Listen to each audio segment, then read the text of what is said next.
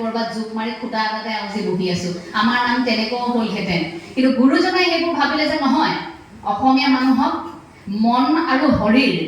অৰ্থাৎ মানসিক স্বাস্থ্য আৰু শাৰীৰিক স্বাস্থ্য এই দুয়োটাই সঠিক কৰি ৰাখিব লাগিব তাৰ বাবে চাপৰি বজুৱাই তেওঁলোকক ঠিক কৰি ৰাখিব লাগিব যাতে শৰীৰটো ঠিকে থাকে আৰু চাপৰি বজাই মুখেৰে হৰিৰ নাম ল'ব লাগিব যাতে তেওঁলোকৰ মনটো ঠিকে থাকে গতিকে শৰীৰ আৰু মন দুয়োটা ঠিক কৰি তাৰ লগত আকৌ খাদ্যাভাসটো আছে নাম প্ৰসংগ শেষ হোৱাৰ লগে লগে বোলে কি আহি গ'ল প্ৰসাদ আহি গ'ল অন্য ঠাইত প্ৰসাদত কি থাকে মিঠাই থাকে বা বেলেগ ধৰণৰ প্ৰসাদ থাকে কিন্তু গুৰুজনাই ভাৰত ভ্ৰমণ কৰি সকলোবোৰ চাই আহি শেষত আমাৰ বাবে কি কৰিলে প্ৰসাদৰ ব্যৱস্থা কৰিলে সেইবাবে প্ৰসাদ আমাৰ বাবে স্বাস্থ্যৰ বাবে আচলতে খুব উপযোগী য'ত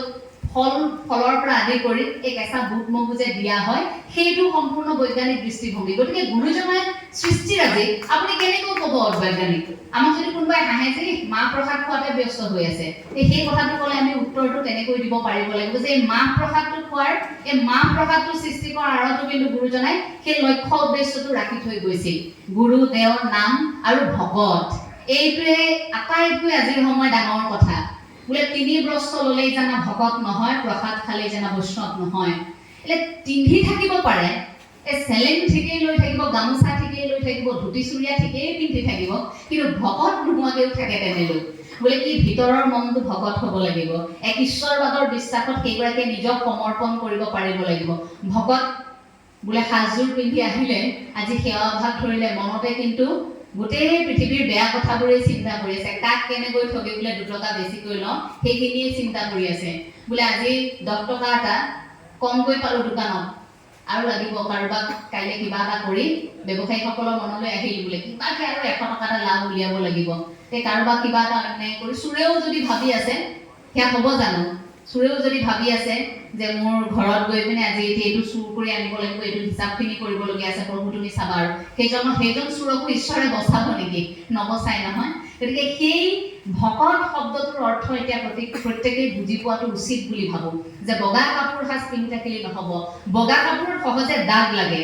গতিকে অসমীয়া মানুহে যেতিয়া বগা কাপোৰখন ইমান সাহসেৰে গাত লয় গতিকে সেই বগা কাপোৰখনত দাগ নলগোৱাকৈ ৰাখিবও পাৰিব লাগিব যদি ক'লা কাপোৰ হ'লহেঁতেন আমাৰ সাজযোৰ যদি ক'লা হ'লহেঁতেন তেতিয়া আমাৰ ক'বলগীয়া নাছিল কাৰণ ভকতৰ সাজযোৰ সদায় বগা আৰু আমাৰ আসনখন সদায় একেই সকলোৰে বাবে ইয়াত কোনো ৰিজাৰ্ভেশ্যন নাথাকে ভিআইপি ভিভিআইপিৰ কাৰণে সকলো একেলগে বহিব লাগিব একেলগে নাম ল'ব লাগিব গতিকে ঈশ্বৰে যেতিয়া আমাক গুৰুজনাই যেতিয়া উচ্চ নিচ কৰিবলৈ শিকাই থৈ যোৱা নাই আমি কৰিবলৈ কোন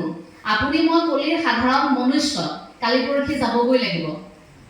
কেলৈ নোআহিলা ভাৰতৰ মাজলৈ যাবা সকলো এৰি থৈ পাপ পুণ্যৰ টোপোলা লগত লৈ ওলাবা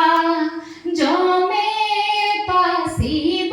নিবলৈ ও মনাই জমে পাচিব নিবলৈ আপুনি সাজু হৈ থাকক পাপ পুণ্যৰ টোপোলালৈ যাবই লাগিব এদিন দেহাটো বেছি গড়া কোনোবাই দিনা যাবগৈ লাগিব এৰি থৈ মনুষ্যৰ দেহা নগ'লে নহ'ব যাবই লাগিব জীৱন দুদিনীয়া সাকু এই সাকুহে জিদালি মূৰৰ চুলি দাড়ি দেখিলেই উৰি যায় ধাতু দেখিলেই উৰি যায় ধাতু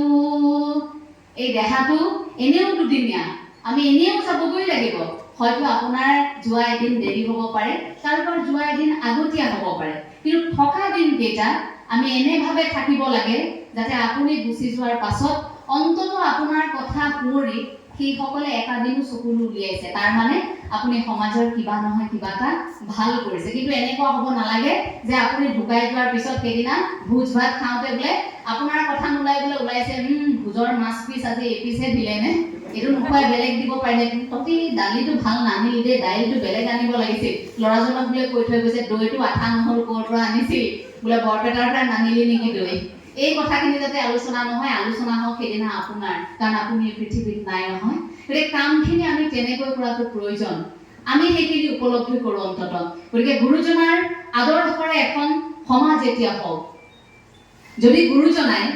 নাটৰ জৰিয়তে আন্দোলন সৃষ্টি কৰিব পাৰিছিল, সাহিত্যৰ জৰিয়তে আন্দোলন সৃষ্টি কৰিব পাৰিছিল, সংস্কৃতিৰ জৰিয়তে এভাগী বৰগীতেৰেও যদি সকলোকে শান্ত কৰিব পাৰিছিল, আজি আমাৰ হাতত ইমানবোৰ সমল আছে, আজি আমাৰ হাতত ইমানবোৰ যি ইচ্ছাবোৰ বিকল্প আছে, অথচ আমি মানসিক শান্তি পোৱা নাই। আমি এতিয়াও কেৱল মাত্ৰ মহাপুৰুষীয় আদৰ্শক লৈ জীয়াই থাকিব পৰা নাই, আমি সন্তুষ্টই নহয়। ভগৱান বহু আমি বিচাৰি লৈছো যে সেইবাবে আমি সন্তুষ্ট নহয়। ইয়াত থকা প্ৰতিগৰাকী বুকুত হাত থৈ যদি এবাৰ ভাবিছে যে আপোনাৰ বাবে কেৱল গুৰুজনাৰ আদৰ্শহে শ্ৰেষ্ঠ,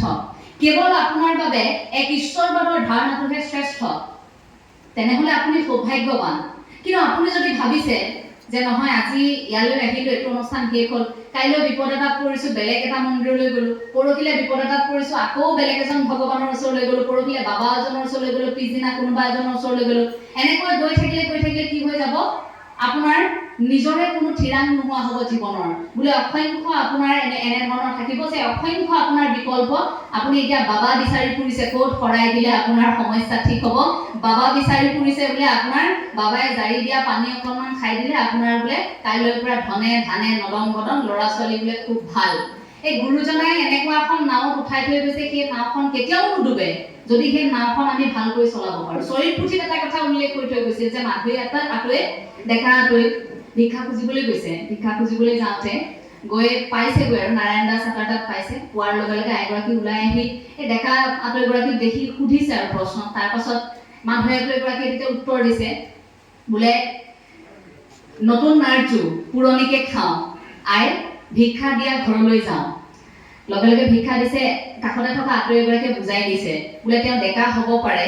এতিয়া তেওঁ যিখন নাও উঠি আহিছে সেই নাওখন আকৌ কেতিয়াও নুডুবে, কাৰণ সেই নাওখন তেওঁ এই জগতগুৰু শ্ৰীমন্ত শংকৰদেৱ গুৰুজনাৰ পৰা পাইছে। সেই নাওখনত থকাৰ বাবে তেওঁ কেতিয়াও নুডুবে, কাৰণ গুৰুজনাৰ সংগত তেওঁ আছে। তেতিয়ালৈকে তেওঁ গুৰুজনাৰ সংগত আছিল বুলি আইগৰাকীয়ে গম নাপায়। গতিকে সেই তেনেকুৱা এখন নাৱত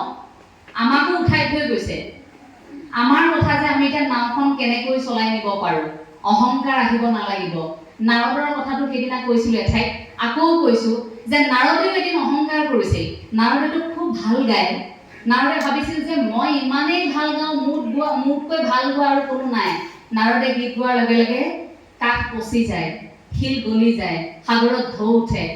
নৈৰ পানীত ঢৌ কঁপি উঠে। গতিকে নাৰদে ভাবিলে যে মই ইমান ভাল গাওঁ, এদিন আনন্দ মনে গীত গাই গাই হাতৰ বাদ্যযন্ত্ৰ কাষতে থৈ গা ধুই আছে, স্নান কৰি থকাৰ সময়খিনিতে গীত গাই থাকোঁতে হঠাৎ তেওঁৰ গীতটো স্তব্ধ হৈ গ'ল, কাৰণ কাষতে এটা বান্দৰে কপিকুলে ইমান সুন্দৰকৈ গীত গাইছে, তেওঁ আচৰিত হৈ গ'ল। অকণমান লাজ পাইছে নাৰদে, মোতকৈ ভাল গোৱা কোনোবা আছেনে ইয়াত? তেওঁতো আজিলৈকে ভবাই নাছিল যে নাৰদতকৈ ভাল গোৱা কোনোবা থাকিব পাৰে। গীত গাই আছে, দূৰৰ পৰা শুনি আছে, অকণমান দেৰি পিছত দেখিছে আচৰিত, পানীবোৰ ঢৌ উঠিবলৈ আৰম্ভ কৰিছে, কাঠবোৰ পচিবলৈ আৰম্ভ কৰিছে, শিলবোৰ গলিবলৈ আৰম্ভ কৰিছে, আৰু নাৰদে যিটো শিলত বাদ্যযন্ত্ৰ ৰাখিছিল শিলটো গলি বাদ্যযন্ত্ৰ ভাগ এভাগ সোমাই গ'ল, আধা গলি তাত সোমাই গ'ল। নাৰদ বিমূৰত পৰিল। নাৰদে বোলে একো নাই, গলি গৈছে, আধা সোমাই ধৰিছে, মই আকৌ গাই দিম, মই গোৱাৰ লগে লগেতো আকৌ শিল গলি যাব, আকৌ উলিয়াই লওঁ। লগে লগে নাৰদে গাবলৈ আৰম্ভ কৰিছে, কিন্তু নাৰদে গাইছে, ওলোৱা নাই তাৰ পৰা, আকৌ গাইছে, ওলোৱা নাই। তাৰ পাছত সেই বান্দৰজনকে বান্দৰটো সুধিছে যে আপুনি কেনেকৈ গালে, যে যাৰ বাবে মই ইমান দিন গাই আছো, ইমান দিন গাই থকাৰ পাছতো মই গান গোৱাৰ লগে লগে শিলো গলি যায়, আজি যে গলি যোৱা নাই, কিয় গলি যোৱা নাই, আপুনি গোৱাৰ বাবে নেকি? তেতিয়া তেওঁ কৈছে যে নাৰদ, তুমি যেতিয়া গীতটো গাইছা এতিয়া তুমি স্বাৰ্থলৈ গাইছা। আগতে যেতিয়া তুমি গীত গাইছিলা তেতিয়া তুমি নিশ্চিন্ত মনেৰে গাইছিলা, কাৰণ তাত তোমাৰ কোনো স্বাৰ্থ নাছিল, তুমি আনন্দ মনেৰে ঈশ্বৰৰ নাম গাই গাই আহি থাকা, তুমি নাভাবা সেইটো কথা। কিন্তু আজি তোমাৰ মনলৈ আহিল যে তুমি সবাতোকৈ ভাল গোৱা, তুমিয়ে শ্ৰেষ্ঠ, তোমাৰ স্বাৰ্থ আছে, তুমি গীত গাই গাই শিলটো গলাবা, তাৰপিছত তোমাৰ বাদ্যযন্ত্ৰ ওলাব, তুমি ইয়াৰ পৰা গুচি যাবা। এটা মনত যে তোমাৰ স্বাৰ্থ আছে, সেই স্বাৰ্থটোৰ বাবে তোমাৰ শিলটো গলা নাই। তেতিয়া নাৰদে বুজি পালে যে অহংকাৰ হৈছে, আৰু পিছত গম পালে সেয়া বান্দৰ নাছিল, সেয়া হনুমন্ত আছিল। গতিকে সেৱা জনাই লগে লগে সেই আশীৰ্বাদ গ্ৰহণ কৰি দুয়োগৰাকী আকৌ গীত গাবলৈ আৰম্ভ কৰিলে দুয়োগৰাকীয়ে গীত গোৱাৰ লগে লগে কি হ'ল আকৌ শিল গলি গ'ল নাৰদে বাদ্যযন্ত্ৰ ভাগ হাতত তুলি ল'লে গতিকে আমাৰো যদি কেতিয়াবা স্বাৰ্থলৈ আমি কাম কৰোঁ ঠিক নাৰদৰ দৰে গতিয়ে হ'ব সাধাৰণ যদি কলিৰ মনুষ্য আমাৰো তেনেকুৱাই হ'ব ওপৰত থকাজনে আমাক চাই থাকিব অকণমান সময় আমি আৰদেৰলৈ কামখিনি কৰিছোঁ বুলি যদি ভাবোঁ সেয়া ভুল ওপৰত থকাজনে বোলে হিচাপ নিকাচ সকলো কৰে বোলে পোৱা নোপোৱাৰ হিচাপ অদৃশ্যজনে কৰে আৰু বহু বেছি যেতিয়া সমস্যাৰ সন্মুখীন হ'ব বহু বেছি যেতিয়া কাৰোবাক আপোনালোকক কোনোবাই যেতিয়া আক্ৰমণ কৰিব সেই কথাখিনি বুজাবলৈ গৈ থকাতকৈ সেইসকলক এনেকৈ এৰি দিব যিসকলক যীশু খ্ৰীষ্টই এৰি দিছিল ক্ৰুচবিদ্ধ কৰাৰ সময়ত যীশু খ্ৰীষ্টই কি কৈছিল যে সেই ভগৱান এওঁলোকক ক্ষমা কৰা এওঁলোক অজ্ঞ আপুনি জোৰ নকৰিব আপুনি তৰ্ক নকৰিব প্ৰয়োজন নাই কাৰণ সেইখিনি গুৰুজনাই আমাক কৈ থৈ গৈছিল পৰ ধৰ্মক নিহিংসিবা কদাচিত গতিকে একদেও এক সেও একবিনে নাই কেও আমি সেই এক ঈশ্বৰবাদৰ প্ৰতি বিশ্বাসী আৰু সেইবাবেই মহাপুৰুষ শ্ৰী শ্ৰী মাধৱদেৱে কৈ থৈ যোৱাৰ দৰে শ্ৰীমন্ত শংকৰ হৰি ভকতৰ জানা যেন কল্পতৰু তাহান্ত বিনাই নাই নাই নাই আমাৰ পৰম গুৰু প্ৰতিগৰাকী নতুন প্ৰজন্মৰ হাতত এখন কীৰ্তন পুথিৰ আৰম্ভ হওক প্ৰতিগৰাকী নতুন প্ৰজন্মই সন্ধিয়াৰ সময়ত নামঘোষাৰ ফাঁকিৰ জৰিয়তে নিজক বিচাৰি পাবলৈ শিকক আপুনি খঙত আপুনি থাকিব নোৱাৰা এটা পৰ্যায় আপুনি উদ্গ্ৰীৱ হৈ পৰিছে আপুনি সেইখিনি মুহূৰ্তত সেই হাতত যদি নামঘোষা ফাঁকি লৈ অকণমান যদি নামঘোষা এফাঁকিও গাই দিয়ে তৎকালীন আপুনি সেই সমস্যাটোৰ পৰা সমাধান পাব যিটো বাহিৰত মিউজিক থেৰাপি বুলি কোৱা হয় সেইখিনি কিন্তু আমাৰ গুৰুজনাই সেই আজিৰ পৰা বহু বছৰ আগতে দি থৈ গৈছে নামৰ জৰিয়তে ঘোষাৰ জৰিয়তে গতিকে হাতত নামঘোষাখন লৈও নিজক বিচাৰি পাবলৈ আমি এতিয়া শিকাৰ সময় আহি পৰিছে কীৰ্তনে নামঘোষাই এই পুথিয়ে এই ধাৰ্মিক গ্ৰন্থসমূহে আমাক কিন্তু উজ্জীৱিত কৰি ৰাখিব বছৰ বছৰলৈ কীৰ্তনতে শংকৰ গুৰু ঘোষাতে মাধৱ দুয়োজনাই আমাৰ গুৰু পৰম বান্ধৱ কেতিয়াবা অসম ভূমিৰ পৰা গুৰুজনাক কোনোবাই নোহোৱা কৰিব পাৰিব নেকি সাহস আছে নেকি কাৰোৰে নাই সূৰ্যৰ পোহৰৰ পৰা যেনেকৈ সূৰ্যক আঁতৰ কৰিব নোৱাৰে ডিম্বেশ্বৰ নেওগে কৈছিল তেনেকৈ গুৰুজনাকো এই অসম ভূমিৰ পৰা কোনেও আঁতৰ কৰিব নোৱাৰে আমি অসমে সেইটো তেনেধৰণৰ এটা পৰ্যায় আহিবলৈ দিব নালাগিব কীৰ্তন দশম গুণমালা যেতিয়ালৈকে থাকিব আমাৰ মাজত ভাগৱত যেতিয়ালৈকে থাকিব যেতিয়ালৈকে আমি এইসমূহৰ প্ৰতি বিশ্বাস ৰাখিম সত্ৰ নামঘৰ যেতিয়ালৈকে আমাৰ মাজত থাকিব তেতিয়ালৈকে বৰ ভেটি কোনেও লৰাব নোৱাৰে অসমীয়া মানুহে যদি নিজেই নলৰায় গতিকে সেই সমালোচনাবোৰ আত্ম সমালোচনাবোৰ প্ৰতিগৰাকীয়ে কৰক অভিভাৱকসকল আছে মই অকণমান কম যে আপোনালোকৰ সন্তান যদি আজি কাৰোবাৰ লগত কৰবালৈ গৈছে আপুনি গধূলি আহি সন্তানক অন্তত আপোনালোকৰ সন্তানক আপোনালোকে এই আমুকৰ ল'ৰাটোৰ লগত যোৱাৰ বাবেহে মোৰ ছোৱালীজনী বেয়া হৈছে আমুকৰ ছোৱালীজনীৰ লগত যোৱাৰ বাবেহে মোৰ ল'ৰাটো বেয়া হৈছে এই কথাষাৰ নকৈ আপোনাৰ সন্তানে কি ভুল কৰিছে সেইখিনি সমালোচনা কৰিবলৈ শিকক নিজৰ ল'ৰা ছোৱালী মাক দেউতাকে দুখ নেদেখাটো আজিৰ সময় ডাঙৰ কথা ভাবে যে মোৰ ল'ৰাটো ঠিকেই আমাৰ ছোৱালীজনী ভাল নহয় এই ইহঁতৰ ল'ৰাটো অকণমান বদমাছ ইহঁতৰ লগত গৈ গৈ আমাৰ ইও বেয়া হৈছে আমি সেইটো ভাবোঁ কিন্তু এইটো কিয় নাভাবোঁ যে কিজানি আপোনাৰ সন্তানৰ লগত গৈ তেওঁ বেয়া হৈছে সেই কথাটো প্ৰথম নিজৰ সন্তানক নিজৰ ঘৰখনৰ আধ্যাত্মিক পৰিৱেশটো এনেকুৱাকৈ ৰাখক যে আপোনাৰ সন্তানৰ লগত থকাৰ লগে লগে আনগৰাকীকো পিতৃ মাতৃয়ে কয় যে চাচোন তেওঁলোকৰ ল'ৰাজনৰ লগত থকাৰ বাবে আমাৰ ইও দুটা কথা শিকিছে এটা ভাল পৰিৱেশত আছে যুৱ উশৃংখলতাৰ সেই বদনামটো নতুন প্ৰজন্মলৈ যাতে নাহে সেই যেটো আমাৰ পিছফালে এটা টেগ লাগি গৈছে বুলি মই ভাবোঁ যে সেই টেগটো এতিয়া আঁতৰোৱাৰ সময় সেই টেগটো আমি এতিয়া উফৰাব লাগে কিয় বাতৰি চোৱাৰ লগে লগে আমাকেই গালি পাৰে নতুন প্ৰজন্ম অমুকটো কৰিছে নতুন প্ৰজন্ম তমুকটো কৰিছে নতুন প্ৰজন্মৰ এইবোৰ শিকিছে কলেজলৈ গৈ এইবোৰ শিকিছে অমুকলৈ গৈ এই যে কথাবোৰ কয় সেই বদনামবোৰ এতিয়া উফৰাব লাগিব আধ্যাত্মিকতাৰে উফৰাব লাগিব গুৰুজনাৰ আদৰ্শৰে এইখিনিত ইমান বেছি আপোনালোকে সন্তানক জড়িত কৰোৱাওক যে আপোনাৰ সন্তানে এই কথাবোৰত সোমাই এই সাধাৰণ সৰু সুৰা বাহ্যিক যিবোৰ আমাৰ দিশ এই কথাবোৰৰ পৰা আঁতৰি থাকে বস্তুবাদী ধাৰণাৰ পৰা আপোনাৰ সন্তান আঁতৰি যায় লাহে লাহে তেতিয়াহে কিন্তু এখন সুখৰ সংসাৰ হ'ব এখন সুখৰ সমাজ হ'ব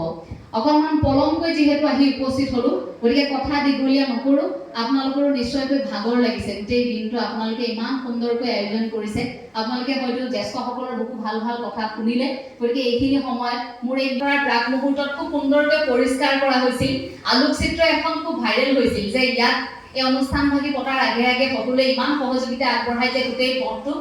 গোটেই ঠাইখিনি পৰিষ্কাৰ কৰে, সকলো ব্যৱসায়ীসকলে ইয়াক সহযোগিতা আগবঢ়ায়। এই কথাটোৱে কিন্তু বৰ ভাল লগালে যে আপোনালোকে অনুষ্ঠানভাগীৰ বাবে